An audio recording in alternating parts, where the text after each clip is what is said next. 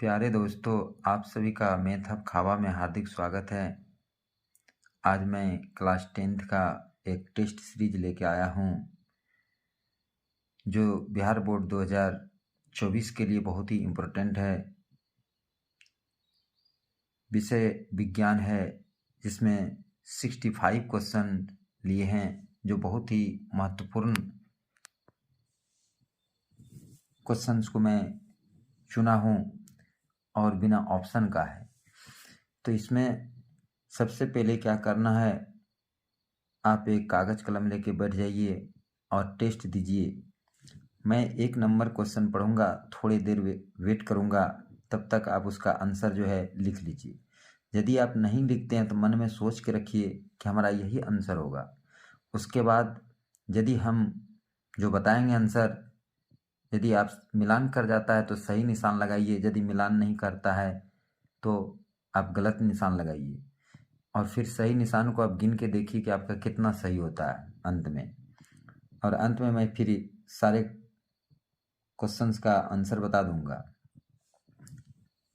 उसे एक मैंने दिखा भी दूंगा, उससे आप मिलान कर लीजिएगा। तो सबसे पहले शुरू करते हैं। आज का पहला क्वेश्चन है, सर्च लाइट का परावर्तक सतह होता है, यानी कि सर्च लाइट ही जो होता है उसका परावर्तक सतह किस चीज़ का होता है? तो इसका सही जवाब होगा अवतल दर्पण। क्वेश्चन नंबर 2 है, प्रकाश की किरणें गमन करती है, यानी क्वेश्चन पूछ रहा है कि प्रकाश की किरणें गमन करती है, कैसे गमन करती है? तो इसका सही जवाब होगा सरल रेखा में गमन करती है।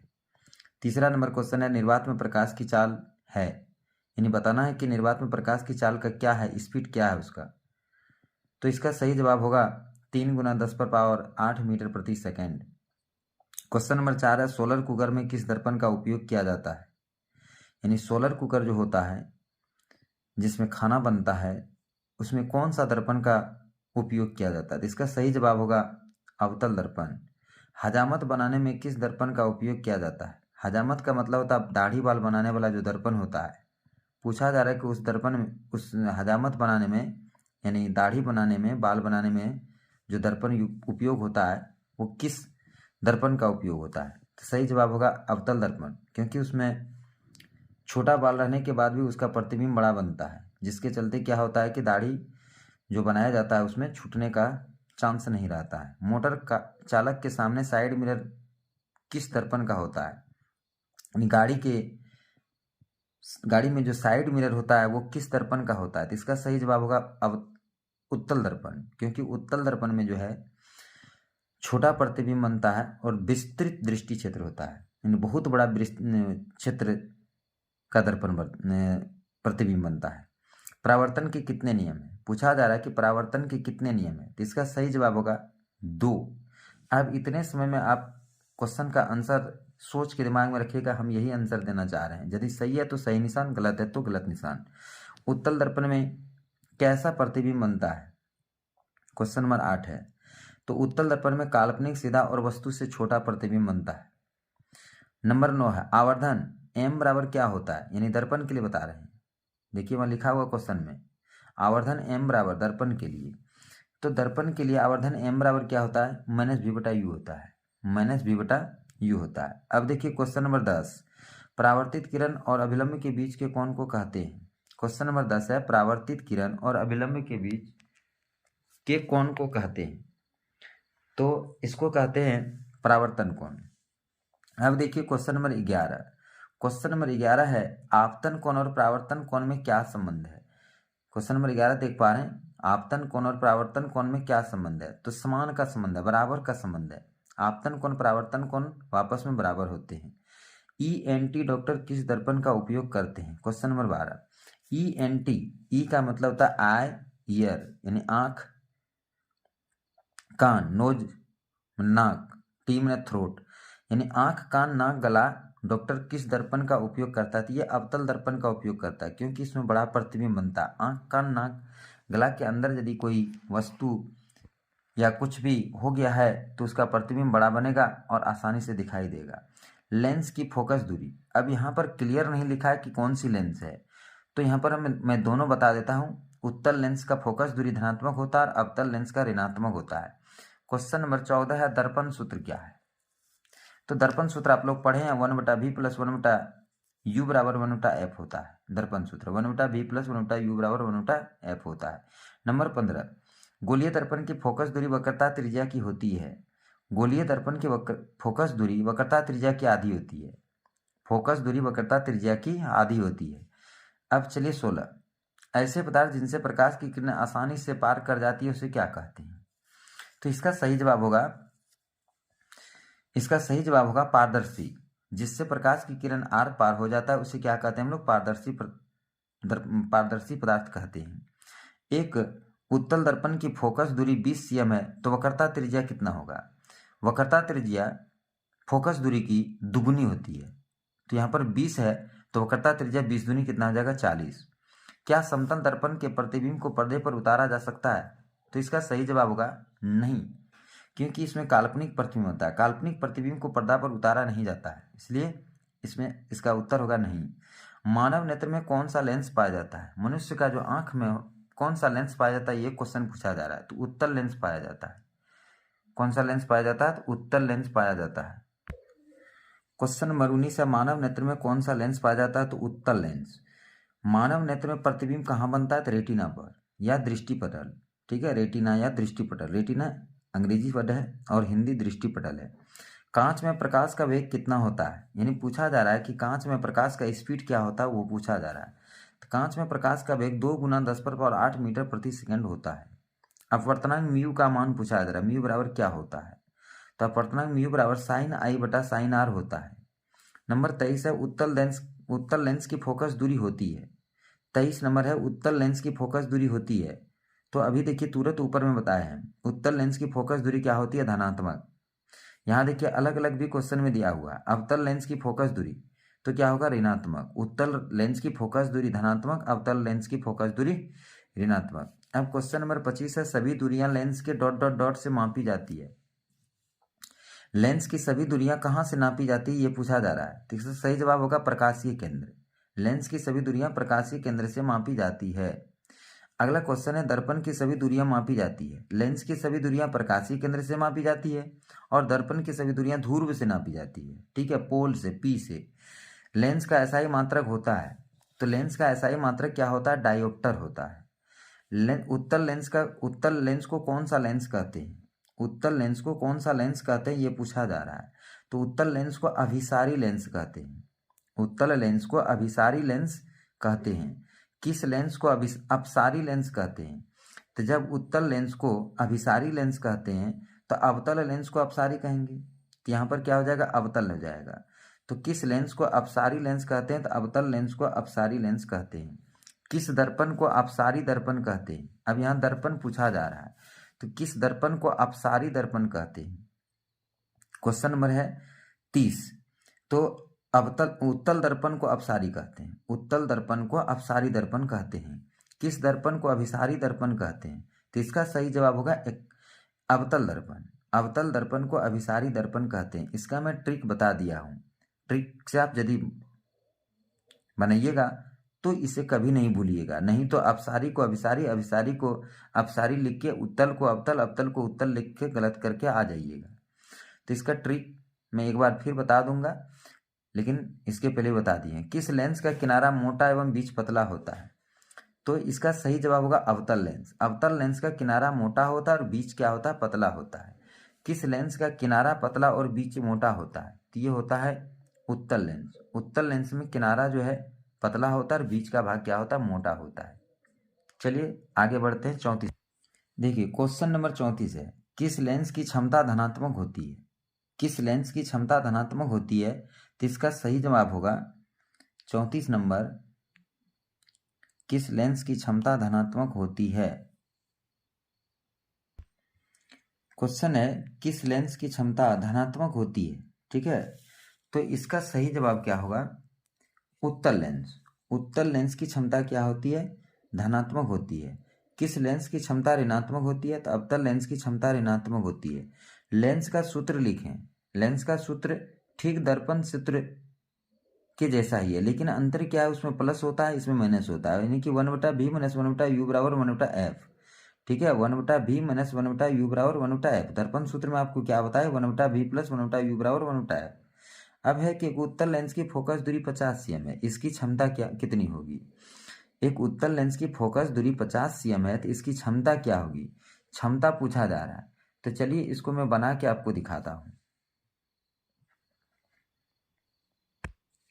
देखिए क्या लिखा है कि एक उत्तल लेंस की फोकस दूरी 50 cm है, ठीक है। तो इसकी क्षमता क्या होगा, यानी f दिया हुआ है, f बराबर कितना दिया हुआ है, 50 cm दिया हुआ है, ठीक है। तो जब f cm में दिया हो तो उसको मीटर में आप कन्वर्ट कीजिए, क्योंकि डायोप्टर जब भी होता है, यानी क्षमता जब भी होता है, डायोप्टर जब भी होता है तो मीटर में होता है। तो 50/100 सेंटीमीटर को मीटर में बनाने के लिए क्या करना है, 100 से भगा दे देना है। तो देखिए कट जाएगा, ठीक है। 50 दूनी 100 यानी कितना हो जाएगा, f बराबर 1/2।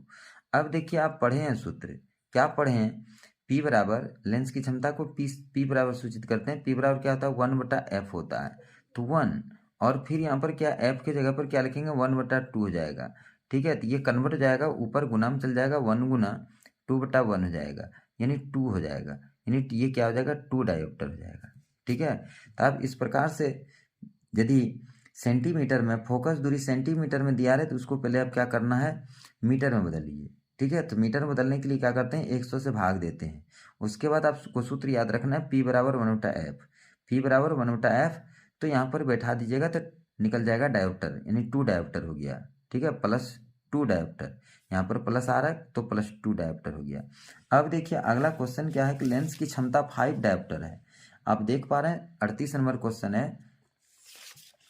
आप देखिए 38 नंबर क्वेश्चन क्या कहता है कि लेंस की क्षमता जो है 5 डायोप्टर है, तो फोकस दूरी निकालना, जस्ट इसका उल्टा है, ठीक है। तो यानी कि अभी p बराबर ही दिया हुआ है, क्या दिया हुआ है, क्षमता, लेंस की क्षमता p बराबर दिया हुआ है प्लस 5 डायोप्टर। f निकालने के लिए कहा रहा है, f बराबर व्हाट। तब देखिए आप सूत्र पढ़े हैं, p बराबर 1/f, ठीक है। तो 1/f बराबर कितना, 5, भागा लगाइएगा तो 0.2 हो जाएगा, ठीक है। लेकिन ये किस में आएगा, मीटर में, ये किस में आएगा, मीटर में, चूंकि आपको पहले बता चुके हैं कि लेंस का क्षमता जो होता है वो मीटर में होता है, सेंटीमीटर में नहीं होता। अब इसको जो फोकस, लेकिन फोकस दूरी सेंटीमीटर में होता है। तो आप दोनों चीज़ आप देख सकते हैं, ऑप्शन में यदि 0.2 मीटर दिया है तो ये सही है, यदि सेंटीमीटर में दिया है फिर इसको सेंटीमीटर में कन्वर्ट करेंगे। सेंटीमीटर में कन्वर्ट करने का क्या तरीका है, तो 100 से गुना कर देंगे, ये किस में बदल जाएगा, cm में बदल जाएगा। अब देखिए इसको गुना करेंगे तो क्या हो जाएगा, 200 हो जाएगा, ठीक है, 200 हो जाएगा। लेकिन यहाँ पर दशमलव कितने अंक के बाद बैठेगा, 1 अंक के बाद, यहाँ पर 1 अंक, यानी कितना cm हो जाएगा, 20 cm हो जाएगा, यानी फोकस दूरी इसका क्या हो जाएगा, 20 cm। इस तरह से ऑब्जेक्टिव बिहार बोर्ड परीक्षा में पूछा जाता है, ठीक है। डायोप्टर यानी कि लेंस का क्षमता दिया रहेगा तो फोकस दूरी पूछेगा, फोकस दूरी दिया रहेगा तो लेंस का क्षमता पूछेगा, ठीक है। तो ये कितना नंबर क्वेश्चन था, 38 था, ये क्या था 38 और ये क्या था 37। अब इसको अच्छा से देख लीजिए और इस तरह से क्वेश्चन को बना लीजिएगा। चलिए आगे बढ़ते हैं। अब है 39, कहता है कि किस लेंस द्वारा केवल काल्पनिक प्रतिबिंब बनता है। 39 है, किस लेंस द्वारा केवल काल्पनिक प्रतिबिंब बनता है। तो इसका सही जवाब क्या होगा, अवतल लेंस। किसी शब्दकोश में दिए गए छोटे अक्षरों को पढ़ते समय कौन सा लेंस पसंद करेंगे। तो इसके लिए क्या होगा, एक फोकस दूरी का 5 सेंटीमीटर फोकस दूरी का अवतल लेंस। अब है नंबर 41, सरल सूक्ष्मदर्शी में किस लेंस का उपयोग किया जाता है। तो 41 में होगा उत्तल लेंस, सूक्ष्मदर्शी में उत्तल लेंस का उपयोग किया जाता है। प्रकाश की किरणें जब विरल माध्यम से सघन माध्यम में जाती है तो किरणें डॉट डॉट डॉट मुड़ जाती है। जब प्रकाश विरल माध्यम से सघन माध्यम में जाती है तो किरणें क्या होती है, अभिलंब की ओर मुड़ जाती है। 43 है, मरीचिका के निर्माण का मूल कारण क्या है। पूर्ण आंतरिक परावर्तन है। मरीचिका का निर्माण का मूल कारण क्या है, पूर्ण आंतरिक परावर्तन है। अगला क्वेश्चन है लेंस का प्रत्येक भाग 44 नंबर। अगला क्वेश्चन 44 नंबर, लेंस का प्रत्येक भाग डॉट डॉट डॉट का बना होता है। तो लेंस का प्रत्येक भाग जो है प्रिज्म का बना होता है। नंबर 45 है, पानी में प्रकाश का वेग होता है। पानी में प्रकाश का वेग कितना होता है, तो 2.25 गुना 10⁻8 मीटर प्रति सेकंड होता है। अब है क्वेश्चन नंबर 46। क्वेश्चन नंबर 46 कहता है प्रतिबिंब ऊंचाई और वस्तु की ऊंचाई के अनुपात को क्या कहते हैं। प्रतिबिंब ऊंचाई और वस्तु की ऊंचाई के अनुपात को क्या कहते हैं, तो इसको आवर्धन कहते हैं। अब है 47 नंबर, अभिनेत्र लेंस की फोकस दूरी अभिनेत्र लेंस की फोकस दूरी को कौन घटाया या बढ़ाता है, यानी कौन घटाता है और बढ़ाता है। तो इसका सही जवाब होगा सिलेरी पेशियां। लेंस की फोकस दूरी को सिलेरी पेशियां घटाता है और बढ़ाता है, जिसके चलते हम कम दूरी और अधिक दूरी यानी कि नज़दीक और दूर देख सकते हैं। निर्गत किरण और अभिलंब के बीच के कोण को क्या कहते हैं। क्वेश्चन नंबर 48 है, तो इसका सही जवाब होगा परावर्तन कोण। जब प्रकाश की किरण समतल दर्पण पर लंबवत आपतित होती है, यानी जब प्रकाश की किरण समतल दर्पण पर लंबवत पड़ता है, तो पूछा जा रहा है कि परावर्तन कोण का मान क्या होता है। तो परावर्तन कोण का मान 0 होगा, क्योंकि जब 90 डिग्री पर आपतित होगा तो वहाँ पर जो है 90 डिग्री वापस हो जाएगा 90 डिग्री पर ही, यानी आपतन कोण और परावर्तन कोण एक ही रेखा होगा, तो इसीलिए 0 डिग्री बनेगा। जब वस्तु को दर्पण के फोकस पर रखा जाता है तो प्रतिबिंब कहाँ बनता है, इसके लिए मैं एक ट्रिक डाला हूँ, आप नहीं यदि देखें तो आप इसको देख लेंगे, और यहाँ से श्योर क्वेश्चन रहता है, और ऐसे आप याद कीजिएगा तो याद नहीं रहने वाला है। अवतल दर्पण में प्रतिबिंब को 6 जगह पर रखा जाता है और प्रतिबिंब भी 6 जगह बनता है। उत्तल दर्पण में प्रतिबिंब वस्तु को 2 जगह रखा जाता है और प्रतिबिंब 2 जगह बनता है, लेकिन यहाँ पर किसी दर्पण का नाम नहीं बताया गया है, सिर्फ पूछा गया फोकस पर। तब इसके लिए ट्रिक है कि जब फोकस पर रखा जाएगा तो अनंत पर बनता है। याद रखिएगा, फोकस पर तो अनंत पर, अनंत पर तो फोकस पर, यानी जब वस्तु फोकस पर रखा जाएगा तो अनंत पर प्रतिबिंब बनेगा, जब अनंत पर रखा जाएगा तो फोकस पर बनेगा। ये बातें आप याद रखिएगा। तो 50 नंबर का क्वेश्चन का आंसर क्या होगा, अनंत। जब वस्तु को वक्रता केंद्र पर रखा जाता है तो प्रतिबिंब दर्पण पर कहाँ बनता है, इसको भी याद रखिएगा। वक्रता केंद्र पर रखा जाएगा तो प्रतिबिंब भी वक्रता केंद्र पर ही बनता है। वक्रता केंद्र पर वस्तु रखा जाता है तो प्रतिबिंब वक्रता केंद्र पर ही बनता है। अब देखिए क्वेश्चन नंबर 52, जब वस्तु को दर्पण के अनंत पर, अभी तुरंत बताएं कि अनंत पर रखा जाएगा तो फोकस पर प्रतिबिंब बनेगा, फोकस पर रखा जाएगा तो अनंत पर बनेगा। तो यहाँ पर जो है वस्तु अनंत पर रखा जा रहा है, तो प्रतिबिंब कहाँ बनता है, तो फोकस पर बनता है। अब है क्वेश्चन नंबर 53, कागज के टुकड़े को जलाने में किस दर्पण का उपयोग किया जाता है, तो इसका सही जवाब होगा अवतल दर्पण। कौन सा, क्वेश्चन नंबर 54, कौन सा दर्पण विस्तृत दृष्टि क्षेत्र बनाता है, तो इसके पहले हम बता चुके हैं। किस साइड मिरर में जो दर्पण उपयोग होता है, उत्तल दर्पण, तो इसका सही जवाब क्या होगा, उत्तल दर्पण। प्रधान अक्ष के नीचे लंबवत सभी दूरियां होती है, तो इसका सही जवाब होगा ऋणात्मक। प्रधान अक्ष से लंबवत नीचे की सभी दूरियां ऋणात्मक और लंबवत ऊपर की सभी दूरियां क्या होती है, धनात्मक। तो इसका सही जवाब क्या नीचे है, लंबवत नीचे, तो ऋणात्मक होगा। यदि आवर्धन ऋणात्मक हो तो प्रतिबिंब कैसा होगा, दर्पण के लिए पूछा जा रहा है। देखिए बगल में दर्पण लिखा है, यदि आवर्धन दर्पण में ऋणात्मक हो तो प्रतिबिंब कैसा बनेगा। क्वेश्चन नंबर 56 का सही जवाब होगा वास्तविक एवं उल्टा, वास्तविक एवं उल्टा। और इसका भी ट्रिक मैं बता चुका हूं, जब भी वास्तविक होगा तो उल्टा आप याद रखिएगा, वाउ, ठीक है, वा से वास्तविक, ऊ से उल्टा। यदि दर्पण का आवर्धन धनात्मक हो तो प्रतिबिंब कैसा बनेगा, तो काल्पनिक सीधा बनेगा।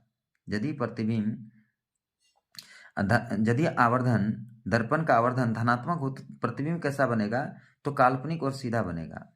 अब है क्वेश्चन नंबर 58 क्या कहता है कि यदि दर्पण में यदि आवर्धन यानी दर्पण में आवर्धन m का मान 1 से कम होगा, तो यहाँ पर 3 बातें आपको याद रखना, जो तीनों क्वेश्चन यहाँ पर है लगातार।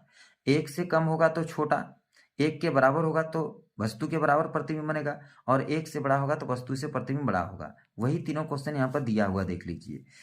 कहता है कि आवर्धन का मान 1 से कम हो तो प्रतिबिंब कैसा बनेगा, तो वस्तु से छोटा बनेगा। यदि आवर्धन m का मान 1 के बराबर हो तब क्या बनेगा, तो वस्तु के बराबर बनेगा। यदि आवर्धन m का मान 1 से बड़ा हो तो प्रतिबिंब कैसा बनेगा, तो वस्तु से बड़ा बनेगा। ये तीनों क्वेश्चन को आप याद रखिएगा। अवतल दर्पण की फोकस दूरी होती है, क्वेश्चन नंबर 61 है, अवतल दर्पण की फोकस दूरी होती है ऋणात्मक होती है, उत्तल दर्पण की फोकस दूरी होती है धनात्मक होती है। अब है 63 नंबर, जिन वस्तु से स्वयं प्रकाश निकलती है उसे क्या कहते हैं, तो उसे हम आत्मदीप्त पदार्थ कहते हैं। 64 नंबर है, प्रकाश तरंग उदाहरण है, ठीक है। तो प्रकाश तरंग जो है विद्युत चुंबकीय तरंग का उदाहरण है, विद्युत चुंबकीय तरंग है।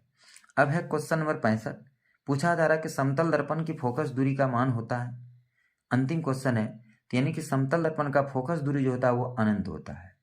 ठीक है, तो बस इतना ही क्वेश्चन था हमारे पास आज, 65 क्वेश्चन, जो बिहार बोर्ड 2024 के लिए बहुत ही इम्पोर्टेंट है, अन्य कॉम्पिटिटिव एग्जाम के लिए भी इम्पोर्टेंट है। तो दोस्तों, आप यदि टेस्ट दे के और हमें कमेंट बॉक्स में अवश्य बताइएगा कि 65 में आपका कितना सही हो रहा है और आप कितना तैयारी किए हैं, उसका अंदाज़ा आप इस टेस्ट के माध्यम से लगा सकते हैं। और हम अब लगातार जो है इसी प्रकार से टेस्ट सीरीज को डालते रहेंगे और आप लोग टेस्ट दे के अपना अंदाज लगाते रहिए। बस आज इतना ही, फिर मिलते हैं अगले दिन अगले टॉपिक के साथ। जय हिंद, जय भारत।